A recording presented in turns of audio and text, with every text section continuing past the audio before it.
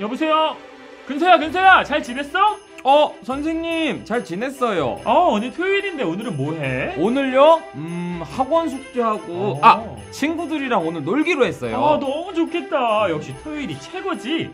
근서야, 혹시 이세나무 만들어 봤어? 이세나무요? 그게 뭐예요?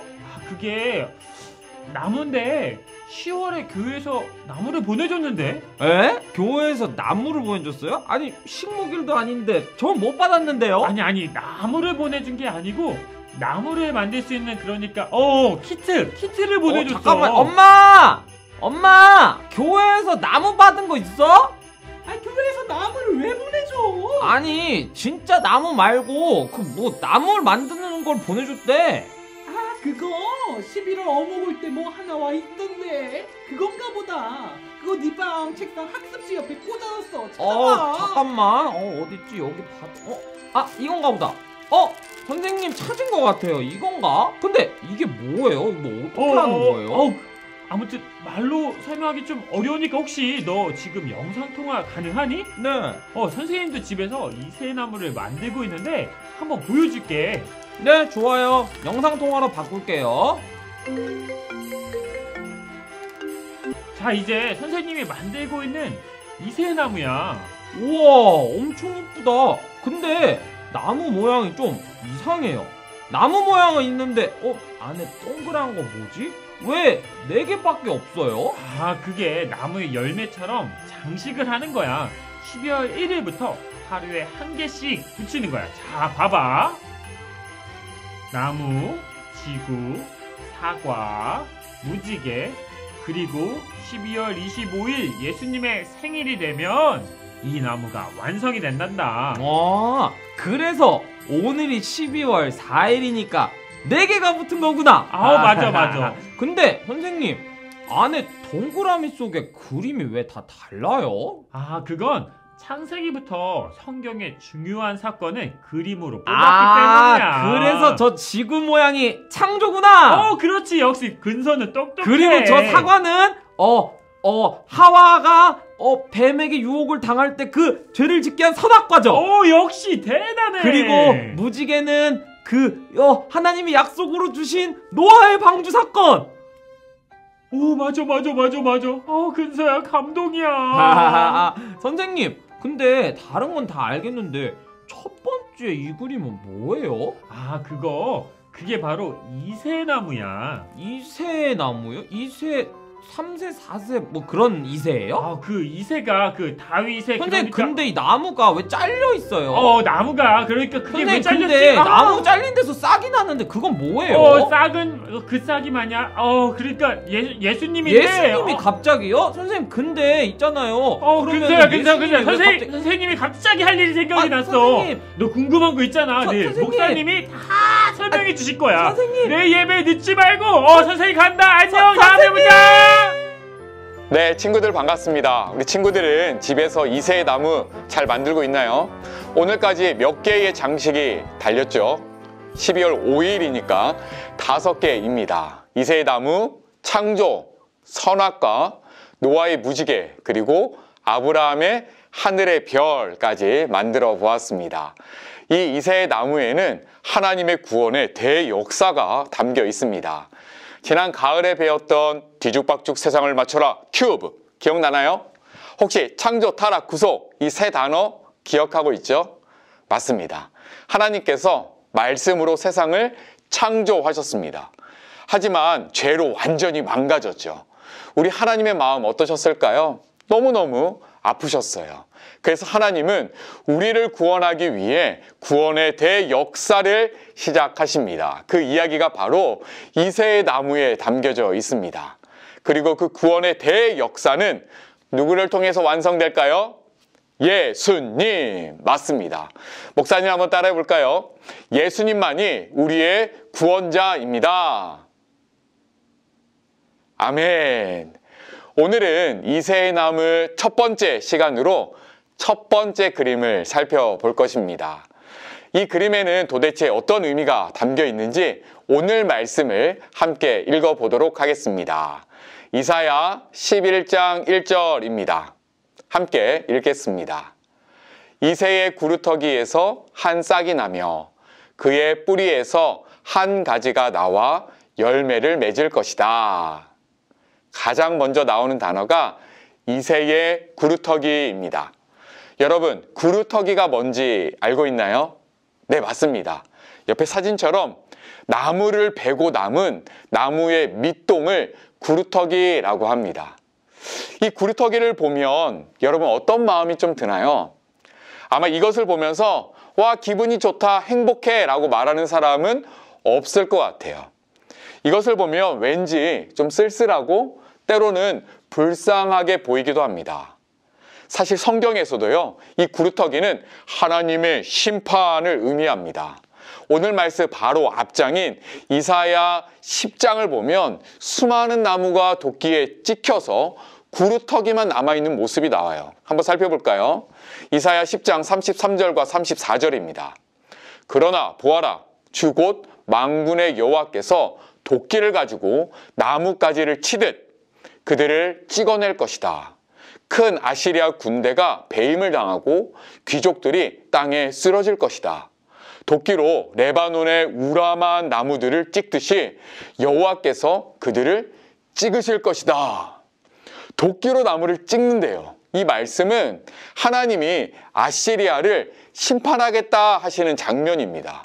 도끼로 나뭇가지를 치고 나무를 찍고 있어요. 얼마나 무서운 심판의 장면인지 몰라요. 이렇게 아시리아의 심판 이후 오늘 말씀 11장 분위기가 달라집니다. 1절 말씀 다시 한번 보겠습니다. 이새의 구루터기에서 한 싹이 나며 그의 뿌리에서 한 가지가 나와 열매를 맺을 것이다. 이새의 구루터기에서 한 싹이 나와요. 그 싹은 무엇을 의미할까요? 아마 희망을 상징하지 않을까요? 다 죽은 줄 알았던 구루터기에서 희망이 싹 트는 거예요. 그리고 그 싹이 가지가 되고 열매를 맺을 것이다 라고 이야기를 합니다. 그렇다면 도대체 이 한 싹은 무엇을 의미할까요? 이것을 알기 위해서 이 새가 누구인지 알면 좋을 것 같습니다. 아까 드라마 속 학생이 질문한 것처럼 이 새 누구일까요? 1세, 2세, 3세 이런 걸까요? 그렇지 않습니다. 이 새는요, 바로 다윗의 아버지예요. 여러분, 다윗 알고 있죠? 다윗. 블레셋 장군 골리앗을 물맷돌로 죽인 다윗. 그리고 이스라엘의 왕이었던 다윗. 그리고 다윗은 하나님 마음에 합한 자라는 칭찬까지 받았습니다. 이새는요, 바로 다윗 왕의 아버지입니다. 그렇다면 우리가 잘 알고 있는 다윗의 이름을 넣어서 다윗의 구루터기 하면 좋은데 왜 이새의 구루터기라고 했을까요? 그래서 목사님이요, 이새를 조사해 봤어요. 조사해 보니 이새는 베들레헴이라는 작은 시골에서 양을 치는 목자였어요. 사람들에게 잘 알려지지도 유명하지도 않았어요. 이 이새라는 사람을 성경이 사용한 이유는요, 바로 이것 때문이에요. 구원자 메시아는 유명하지도 않고 이름도 없는 구루터기에서 나온다라는 사실을 알려줘요. 그리고 사람들은 이 분을 보아도 잘 알지 못해요. 이분이 얼마나 위대하신 분인지 잘 알지 못할 것을 이 구루터기에서 난다라는 말로 예언하는 거래요. 이렇게 이사야는요, 이스라엘이 멸망하는 절망적인 상황에서 이새의 구루터기에서 한 싹이 날 것이다 예언하고 있어요. 우리는 이 싹이 누구인지 알고 있어요. 누구일까요? 누구일까요? 네, 바로 예수님이세요. 예수님께서 다윗의 자손으로 이 땅에 오셨어요. 모든 죄를 멸하시고 우리를 구원하러 오셨어요. 하지만 사람들은요, 이사야의 예언처럼 그분을 알아보지 못했어요. 예수님이 말씀을 전하시면 사람들은 콧방귀를 뀌면서 저 사람은 마리아의 아들 목수 아니야? 저 사람의 형들은 우리가 다 아는데 자기가 무슨 선지자야? 그리고 그 시골 동네 나사렛 그곳에서 무슨 선지자가 나오는 거야? 무시하고 멸시했어요. 하지만 우리는 분명히 알고 있어요. 예수님은 진정한 왕으로 이 땅에 오셨습니다. 목사님을 따라서 이렇게 선포해 봅시다. 왕이 나셨도다. 한 번 더요. 왕이 나셨도다. 맞습니다. 그렇다면 우리 예수님은 어떤 왕이실까요? 정말 수많은 단어로 설명할 수 있지만 오늘은 딱 두 가지 단어를 기억하면 좋겠습니다. 사랑과 평화입니다. 목사님을 따라해 봅시다. 예수님은 사랑의 왕입니다. 한 가지 더요. 예수님은 평화의 왕입니다. 먼저 예수님은 사랑의 왕입니다. 11장 4절 말씀 함께 읽겠습니다. 그는 가난한 사람들을 정직하게 재판하며 이 땅에 힘없는 사람들에게 공평한 판결을 내릴 것이다. 그는 사악한 사람들 위에서 통치하며 자기의 입김으로 그들을 멸할 것이다. 가난한 사람들을 정직하게 재판하고 사악한 사람들을 멸할 것이다 라고 말하고 있어요. 옳고 그름이 분명합니다. 가난한 사람들을 돈이 없다고 함부로 대하지 않는데요. 정직하게 재판해요. 힘이 없는 사람이라고 해서 그에게 불리한 판결을 내리지 않는데요. 공평한 판결을 내린대요. 아무리 돈이 많고 힘이 세도 정확한 기준을 가지고 공평하게 판단하는 거예요. 이런 왕을 우리는 공의의 왕이라고 이야기할 수 있어요. 공의의 왕. 하지만 성경에서 말하는 공의는 조금 어렵지만 우리가 알고 있는 것과는 조금 달라요. 우리가 알고 있는 공의는 누구나에게 공평하고 동일한 기준으로 사람을 판단하는 거예요. 하지만 성경이 말하는 공의는 사람을 불쌍히 여기는 마음이에요. 성경이 말하는 공의는 사람을 사랑하는 마음이에요. 공의의 왕이신 예수님은요, 곧 사랑의 왕이세요. 예수님이 우리를 위해서 무엇을 하셨는지 기억하면 그분이 정말 사랑의 왕이라는 것을 금방 알 수 있습니다. 예수님은 공의의 왕이시지만 십자가에서 자신의 모든 것을 내어주셨어요. 자신의 생명까지 주셨습니다. 참 이상하지 않나요? 공의의 왕, 정의의 왕이면 옳고 그른 것을 판단해서 죄가 많은 사람을 심판하면 돼요. 하지만 예수님은 그렇게 하지 않았습니다. 왕이신 예수님은 그 죄인을 대신해서 십자가에 죽으셨어요. 예수님은 사랑의 왕입니다. 사랑의 왕으로 오신 예수님을 생각하니까 목사님은 한 친구가 생각이 났습니다. 지금은 그 친구가 중학생인데요. 그 친구가 5학년 때 목사님과 카페에서 만났습니다. 목사님은 커피를 시키고 그 친구는 핫초코를 시켜놓고 이야기를 나눴어요. 처음에는 요즘 어떻게 지내? 너 좋아하는 게 뭐야? 놀 때는 뭐하고 놀아? 가볍게 이야기를 나눴습니다. 그렇게 한참을 이야기를 하고 난 다음에 목사님이 이렇게 물었어요. 요즘 힘든 건 없어? 그랬더니 고개를 이렇게 끄덕였습니다. 그리고는 이렇게 이야기했어요. 목사님, 요즘 학교 선생님 때문에 많이 힘들어요. 선생님이 남자, 여자 차별이 너무 심해요. 똑같이 잘못해도 남자들만 훨씬 더 많이 혼내요. 그러면서 억울하고 속상했던 일들을 이야기해 줬어요. 목사님도 참 마음이 아팠어요. 목사님이 얘기했죠. 그러면 부모님께 말해서 좀 도움을 구하지 그랬어. 왜 혼자 힘들어해? 그랬더니 그 친구가 이렇게 대답했어요. 엄마 아빠도 직장에서 힘들잖아요. 동생을 돌보시느냐 힘드신데 저 때문에 더 힘들게 하고 싶지는 않아요. 목사님 마음이 뭉클했어요. 그리고는 또 이런 말을 했어요. 목사님 그래도 괜찮아요. 선생님도 많이 힘드셔서 그러셨던 것 같아요. 어젯밤에 학교 옆을 지나가는데 저희 반 교실에 불이 켜져 있더라고요. 아마 선생님도 퇴근도 못 하시고 할 일이 많아서 힘드셨던 것 같아요.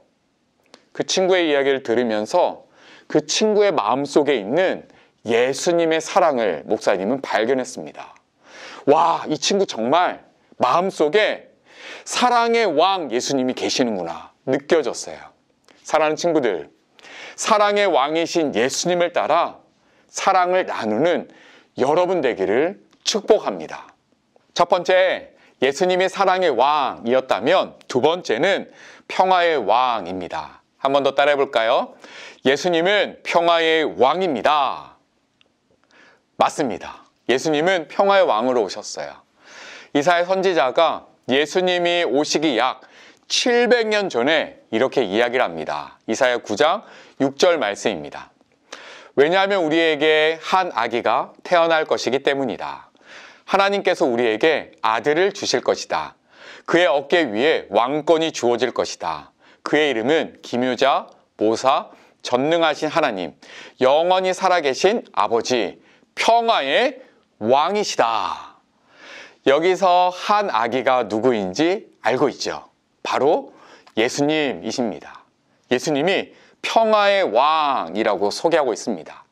그리고 지금으로부터 약 2000년 전 아기 예수님이 나실 때 들판에서 양을 치는 목자들에게 천사가 나타났습니다. 무서워서 떨고 있는 목자들에게 천사와 수많은 군대가 나타나 이렇게 선포했어요. 높은 곳에서는 하나님께 영광, 땅에서는 하나님께서 기뻐하시는 사람들에게 평화. 사람들에게 무엇이 있다고요? 평화. 왜 평화일까요? 예수님을 통해 하나님과 우리가 다시 평화를 누리게 되었기 때문이에요. 죄 때문에 우리가 하나님과 원수였는데 예수님이 그 죄의 문제를 해결해 주셨습니다. 하나님과 인간 사이를 막고 있었던 그 죄의 담을 헐어버려 주셨습니다. 그래서 이제 우리는요, 하나님께 담대히 나아갈 수 있게 되었어요. 그것이 바로 평화입니다. 그래서 목사님은요, 이 찬양을 너무 좋아해요. 주는 평화, 막힌 담을 모두 허셨네. 주는 평화, 우리의 평화. 예수님은 평화의 왕이세요. 그 왕이 오시면 어떤 일이 벌어질까요? 오늘 이사야 말씀은 이렇게 알려주고 있습니다. 여러분이 알고 있는 동물들을 상상하며 오늘 이 말씀을 한번 들어보세요. 그때에 이리와 어린 양이 평화롭게 살며 표범이 새끼 염소와 함께 누우며 송아지와 새끼 사자와 어린 황소가 함께 다니고 어린아이가 그것들을 이끌고 다닐 것이다. 암소와 곰이 사이좋게 풀을 뜯을 것이며 그것들의 새끼들이 함께 누우며 사자가 소처럼 풀을 먹을 것이다. 젖먹이가 독사의 구멍 앞에서 장난치고 어린아이가 살모사의 굴에 손을 넣을 것이다. 어떤 일인가요? 정말 놀라운 일이 아닌가요? 독사, 뱀들이 가득한 굴에 어린아이가 손을 넣고 막 장난을 쳐도 그 손을 물지 않는데요. 정말 놀라운 일이 펼쳐집니다. 만약에 이런 동물원이 있다면 여러분 한번 가보고 싶지 않나요? 목사님은 이런 동물원 가보지는 못했지만 본 적이 있는 것 같아요. 어디서 봤을까요? 맞아요. 성경 속 에덴 동산에서 봤습니다. 아담과 하와가 동물의 이름을 지어주며 함께 놀았던 그 에덴 동산. 어떤 동물도 그리고 그 누구도 서로를 공격하지 않았던 행복했던 에덴 동산. 그곳에는 완전한 평화가 있었습니다. 이 완전한 평화는 언제 다시 올까요? 우리가 지난 11월 요한계시록에서 배웠듯이 예수님이 다시 오실 때 완전한 평화가 올 것입니다. 태초에 하나님이 하늘과 땅을 창조하셨듯이 평화의 왕이 오실 때 새 하늘과 새 땅이 열리게 될 것입니다. 우리는 마라나타 외치면서 다시 오실 평화의 왕 예수님을 기다리고 있습니다. 그렇다면 우리는 어떤 자세로 그 평화의 왕을 기다려야 할까요?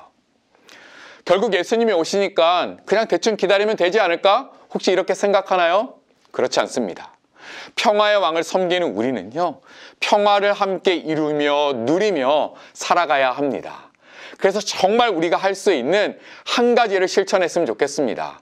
거창하게 평화를 이루자, 예수님처럼 모든 것을 내어주자, 이런 거창한 실천보다 정말 우리가 할 수 있는 한 가지를 실천했으면 좋겠습니다. 목사님을 따라해 볼까요? 다투지 않겠습니다. 싸우지 않겠습니다. 맞습니다. 어떤 친구는 목사님, 이건 불가능해요. 어떻게 안 싸워요? 저는 동생하고 매일 싸워요. 저는 형, 언니랑 맨날 싸우는걸요? 하는 친구가 있을지 몰라요. 그렇다면 오늘 하루만이라도 도전해보면 어떨까요? 하루. 할 수 있겠나요? 네, 할 수 있습니다. 오늘 하루 그렇게 지켰다면 내일 아침에 또 다짐하는 거예요. 하나님, 오늘도 다투지 않겠습니다. 이렇게 하루, 이틀, 일주일 다투지 않는 거예요. 간절히 바라기는 여러분을 통해서 하나님의 평화가 여러분의 가정에, 여러분의 학교에 이루어지기를 축복합니다. 말씀을 정리하며 목사님이 질문을 던져볼게요. 답해보세요. 첫 번째, 이새의 구루터기에서 무엇이 나왔나요? 한 싹입니다. 두 번째, 그 한 싹은 누구였나요? 네, 예수님이셨습니다. 그리고 예수님은 어떤 왕이신가요? 첫째, 사랑의 왕. 그리고 둘째, 평화의 왕입니다. 너무 잘했습니다. 사랑과 평화의 왕, 그 예수님을 기다리며 사랑을 베풀고 다투지 않는 여러분 되기를 주님의 이름으로 축복합니다. 아멘. 우리 함께 기도하겠습니다. 하나님 아버지, 감사합니다. 이사야 선지자가 예언한 한 싹, 이 싹이 예수님이라는 사실을 깨닫게 해주셔서 감사합니다. 그리고 예수님이 사랑의 왕으로 또 평화의 왕으로 오신다라는 기쁜 소식을 깨닫게 해주셔서 감사합니다. 예수님의 생일을 기다리면서 우리도 더 사랑할 수 있도록 도와주세요. 용서하는 마음 주세요. 양보하는 마음 주시고 배려할 수 있는 마음 주세요. 때로는 다투고 싶고 싸우고 싶은 마음이 생길 때에 평화의 왕으로 오신 예수님을 꼭 기억할 수 있도록 도와주세요. 예수님처럼 사랑하며 예수님처럼 평화를 이루는 우리 될 수 있도록 꼭 도와주세요. 아기 예수님의 생일을 간절한 마음으로 기다립니다. 이 모든 말씀 예수님의 이름으로 기도드립니다. 아멘. 주기도문으로 함께 기도하겠습니다. 하늘에 계신 우리 아버지여, 이름이 거룩히 여김을 받으시오며 나라에 임하옵시며 뜻이 하늘에서 이룬 것 같이 땅에서도 이루어지이다. 오늘날 우리에게 일용할 양식을 주옵시고 우리가 우리에게 죄 지은 자를 사하여 준 것 같이 우리 죄를 사하여 주옵시고 우리를 시험에 들게 하지 마옵시고 다만 악에서 구하옵소서.